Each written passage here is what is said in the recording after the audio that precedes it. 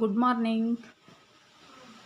ಇವತ್ತು ಸೋಮವಾರದ ಬ್ಲಾಗನ್ನು ನಿಮ್ಮ ಜೊತೆ ಶೇರ್ ಮಾಡ್ಕೊಳ್ತಾ ಇದ್ದೀನಿ. ಬನ್ನಿ ಫ್ರೆಂಡ್ಸ್, ನನ್ನ ದಿನಚರಿ ಶುರುವಾಯಿತು. ಹೊರಗಡೆ ಎಲ್ಲ ಕಸ ಗುಡಿಸಿ ರಂಗೋಲಿ ಹಾಕಿ ಬಂದಾಯಿತು. ಇವಾಗ ಬ್ರೇಕ್ಫಾಸ್ಟ್ಗೆ ನಾನು ಬೆಂಡೆಕಾಯಿ ಪಲ್ಯ ಮತ್ತು ಚಪಾತಿ ಮಾಡ್ತಾಯಿದ್ದೀನಿ ಫ್ರೆಂಡ್ಸ್. ಬೆಂಡೆಕಾಯಿನ ಹುರಿದ್ಬಿಟ್ಟು ಫ್ರೈ ಮಾಡಿದರೆ ಚೆನ್ನಾಗಿರುತ್ತೆ ಬೆಂಡೆಕಾಯಿ ಪಲ್ಯ. ಗೊಜ್ಜು ಥರನೂ ಮಾಡ್ತಾರೆ, ಮತ್ತು ಈ ಥರ ಮಾಡಿದ್ರೆ ಟೇಸ್ಟಾಗಿರುತ್ತೆ, ಚೆನ್ನಾಗಿರುತ್ತೆ. ಚಪಾತಿಗೆ ಸೂಪರಾಗಿರುತ್ತೆ ಅಂತಲೇ ಹೇಳ್ಬೋದು. ಈಗ ನಾನು ಪಲ್ಯ ಮಾಡೋದಕ್ಕೆ ಟೊಮೊಟೊ, ಈರುಳ್ಳಿ, ಹಸಿರುಮೆಣಸಿನ್ಕಾಯಿ ಕಟ್ ಮಾಡಿ ಇಟ್ಕೊಂಡಿದ್ದೀನಿ, ಸ್ವಲ್ಪ ಕರಿಬೇವು. ಇದು ನಿನ್ನೆ ರಾತ್ರಿ ಮಾಡಿರೋಂಥ ಸಾಂಬಾರಿತ್ತು, ಅದನ್ನೇ ಬಿಸಿ ಮಾಡಿ ಇಡ್ತಾಯಿದ್ದೀನಿ. ನಿನ್ನೆ ಮಾಡಿರೋಂಥ ಸಾಂಬಾರು ಏನಾರು ಇದ್ದರೆ ಬೆಳಗ್ಗೆನೇ ಬಿಸಿ ಮಾಡಿ ಇಡಬೇಕು. ಇಲ್ಲ ನಾವು ಲೇಟಾಗಿ ಬಿಸಿ ಮಾಡಿದ್ವಿ ಅಂದರೆ ಅದು ಹಾಳಾಗಿ ಹೋಗಿರುತ್ತೆ. ಹಾಗಾಗಿ ಬೇಗನೆ ಬಿಸಿ ಮಾಡೋದು ಒಳ್ಳೆಯದು, ಇನ್ನೊಂದು ಟೈಮಿಗೆ ಊಟಕ್ಕಾಗುತ್ತೆ. ಬೆಂಡೆಕಾಯಿ ತುಂಬಾ ಒಳ್ಳೆಯದು ಆರೋಗ್ಯಕ್ಕೆ. ಹಾಗಾಗಿ ಬೆಂಡೆಕಾಯಿಯನ್ನು ಆಗಾಗ ನಾವು ಆಹಾರದಲ್ಲಿ ಬಳಸೋದು ಉತ್ತಮ ಅಂತಲೇ ಹೇಳ್ಬೋದು. ಇದು ಊರಿಂದ ತಂದಿದ್ದು ಫ್ರೆಂಡ್ಸು, ನಿನ್ನೆ ವಿಡಿಯೋದಲ್ಲಿ ನೋಡಿರ್ಬೋದು. ಬೆಂಡೆಕಾಯಿ ಬಜ್ಜಿ ಮಾಡಿರೋದು ಜಾಸ್ತಿ ಇತ್ತು, ಊರಿಂದ ತಂದಿದ್ದಲ್ವ. ಹಾಗಾಗಿ ಮತ್ತೆ ತುಂಬ ದಿನ ಇಟ್ಟರೆ ಹಾಳಾಗುತ್ತೆ ಅಂತ ನಾನು ತಂದೆ. ಒಂದು ವಾರ ಆಗಿತ್ತು, ಫ್ರಿಜ್ಜಲ್ಲಿತ್ತು. ನಿನ್ನೆ ಬಜ್ಜಿ ಮಾಡಿದೆ, ಇವತ್ತು ಪಲ್ಯ ಮಾಡಿ ಎಲ್ಲ ಖಾಲಿ ಮಾಡಿಬಿಟ್ಟೆ ಬೇಗನೆ.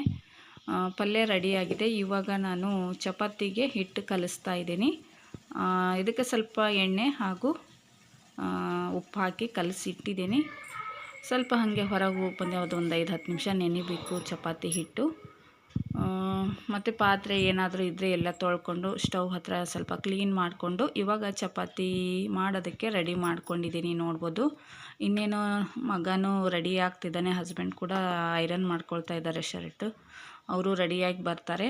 ನನ್ನ ಪಲ್ಯ ಆಗಿದೆ ಅಲ್ವಾ, ಇಬ್ಬರು ರೆಡಿಯಾಗಿ ಬರ್ತಾರೆ. ಇನ್ನು ಬಂದಮೇಲೆ ಚಪಾತಿ ಆಗಿರುತ್ತೆ, ಚಪಾತಿ ತಿಂದು ಇನ್ನು ಬಾಕ್ಸ್ ತೊಗೊಂಡು ಹೋಗ್ತಾರೆ. ಮತ್ತು ಇರುತ್ತಲ್ವ ಮಾಮೂಲಿ ನಮ್ಮ ಕೆಲಸಗಳು ಕಂಟಿನ್ಯೂ ಮಾಡ್ತೀನಿ. ಇವತ್ತು ಸೋಮವಾರ ನಾನು ಪೂಜೆ ಮಾಡಿಬಿಟ್ಟೆ ಟಿಫನ್ ಮಾಡೋದು.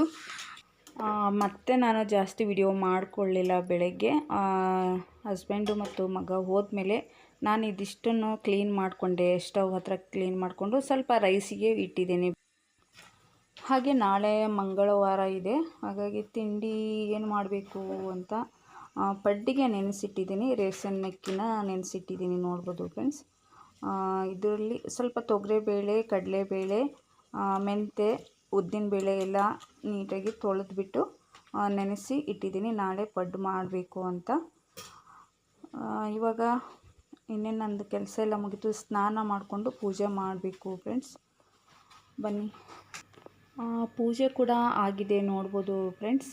ಸೋಮವಾರ ಮತ್ತು ಗುರುವಾರ ನಾನು ತುಂಬ ಲೇಟ್ ಆಗಿಬಿಡುತ್ತೆ ನನ್ನದು ಪೂಜೆ ಎಲ್ಲ ಕ್ಲೀನ್ ಮಾಡಿಕೊಂಡು ಒರೆಸಿ ತೊಳ್ಕೊಂಡು ಮಾಡೋದು ಅಂದರೆ ಸ್ವಲ್ಪ ಲೇಟೇ ಆಗುತ್ತೆ. ಹಾಗಾಗಿ ಬೆಳಗ್ಗೆ ನಾನು ಮಾಡೋಕ್ಕೋಗಲ್ಲ, ಅವಸರ ಆಗುತ್ತೆ ಅಂತ. ಮಕ್ಕಳನ್ನೆಲ್ಲ ಕಳಿಸ್ಬಿಟ್ಟ ಮೇಲೆ ನಾನು ಕೆಲಸ ಮಾಡ್ಕೊಳ್ಳೋದು.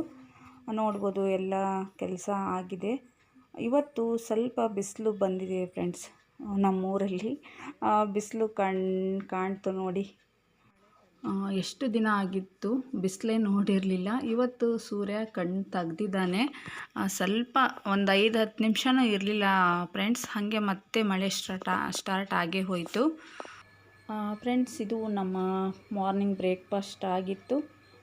ಬಟ್ ನಾನು ಲೇಟ್ ಆಯಿತಲ್ವ, ಬಟ್ಟೆ ಎಲ್ಲ ತೊಳೆದು ಆಮೇಲೆ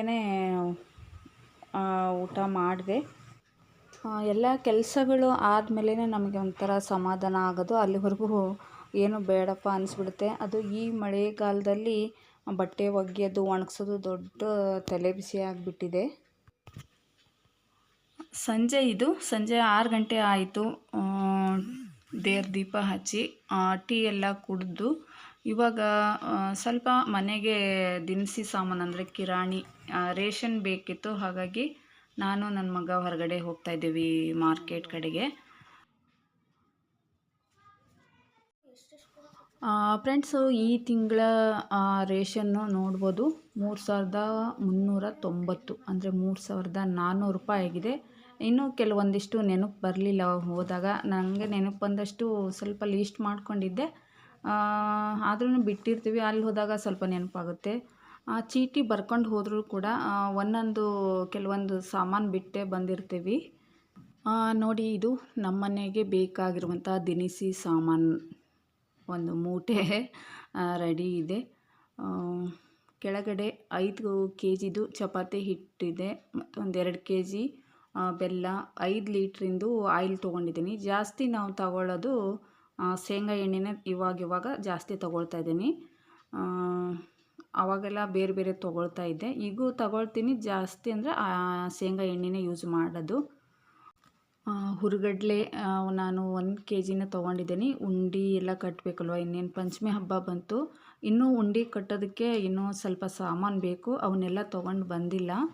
ಇನ್ನೊಂದು ಸರಿ ಹೋಗಬೇಕಾಗುತ್ತೆ ಮಾರ್ಕೆಟ್ಗೆ. ನಾನು ಜಾಸ್ತಿ 1 ಕೆ ಜಿ ರವೆ, 1 ಕೆ ಜಿ ಅವಲಕ್ಕಿ ಹೀಗೆಲ್ಲ ತರ್ತಿದ್ದೆ. ಅದು ಸಾಕಾಗಲ್ಲ, ಅಂದರೆ ನಾವು ತಿಂಗಳ ಕರೆಕ್ಟಾಗಿ ರೇಷನ್ ತರೋದಿಲ್ಲ, ಸ್ವಲ್ಪ ಹೆಚ್ಚು ಕಮ್ಮಿ ಆಗುತ್ತೆ. ಹಾಗಾಗಿ 1.5 ಕೆ ಜಿ ಈ ಥರ ನಾನು ಜಾಸ್ತಿನೇ ತೊಗೊಂಡು ಬಂದಿದ್ದೀನಿ ಈ ಸರಿ. ಕಾಳುಗಳೆಲ್ಲ ಮಾಮೂಲಿ ಅರ್ಧ ಕೆ ಜಿ ತೊಗೊಳ್ತೀನಿ. ಹೆಸರು ಕಾಳು, ಮಡಿಕೆ ಕಾಳು, ಹಲಸಂದಿ ಕಾಳು ಇವನ್ನೆಲ್ಲ. ತೊಗರಿಬೇಳೆ ಮಾತ್ರ 1 ಕೆ ಜಿ ತೊಗೊಳ್ತೀನಿ. ಸಕ್ಕರೆನೂ ಕೂಡ 1.5 ಕೆ ಜಿ ತೊಗೊಂಡಿದ್ದೀನಿ. ಪುಳಿಯೋಗರೆ ಪಾಕೆಟು ಮತ್ತು ಸೋಪಿನ ಪುಡಿ ಅವೆಲ್ಲ ಬೇರೆ ಕವರಲ್ಲಿ ಹಾಕ್ಕೊಟ್ರು, ಅದನ್ನು ಒಳಗಡೆ ಎತ್ತಿಟ್ಟಿದ್ದೀನಿ. ಶಾಂಪೂ ಮತ್ತು ಕಂಫರ್ಟು, ಊದುಬತ್ತಿ, ಸೊಳ್ಳೆ ಬತ್ತಿ, ಎಷ್ಟೊಂದು ಇರುತ್ತಲ್ವ ಮನೆಗೆ ಬೇಕಾಗಿರುವಂಥ ಸಾಮಗ್ರಿಗಳು. ಇಲ್ಲಿ ನೋಡ್ಬೋದು ಬೆಲ್ಲ ಇಲ್ಲ, ಮತ್ತು ಜೀರಿಗೆ, ಮೆಂತ್ಯ,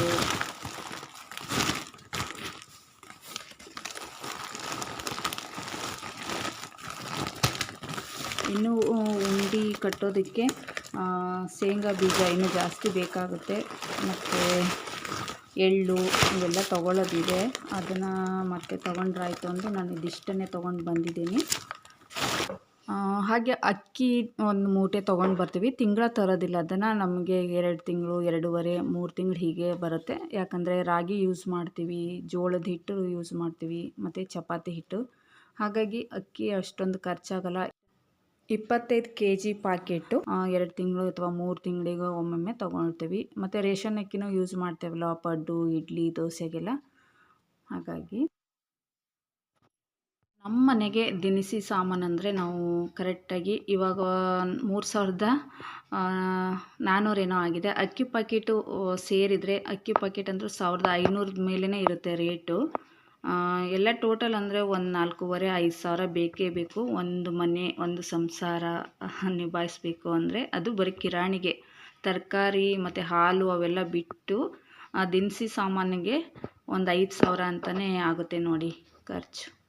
ನಮ್ಮನೆ ಆಗೋ ಅಷ್ಟನ್ನು ಹೇಳಿದ್ದೀನಿ. ಅಂದರೆ ಒಬ್ಬೊಬ್ಬರು ಒಂದೊಂದು ರೀತಿಯಾಗಿ ಖರ್ಚು ಮಾಡ್ತಾರೆ. ನನಗನ್ಸಿದ ಮಟ್ಟಿಗೆ ನಮ್ಮ ಫ್ಯಾಮಿಲಿಗೆ 4 ಜನದ ಲೆಕ್ಕ ಹಿಡಿದ್ರೆ ಒಂದು 5,000 ಬೇಕಾಗುತ್ತೆ. ಮತ್ತು ತರಕಾರಿ, ಹಾಲು ಅವು ಬಿಟ್ಟು, ಮಕ್ಕಳಿಗೆ ತಿನಿಸಿನೇ ಅವೆಲ್ಲ ಬಿಟ್ಟುಬಿಟ್ಟೆ ಬರೀ ದಿನಸಿ ಸಾಮಾನು ಅಂದರೆ ಒಂದು 5,000 ಆಗುತ್ತೆ.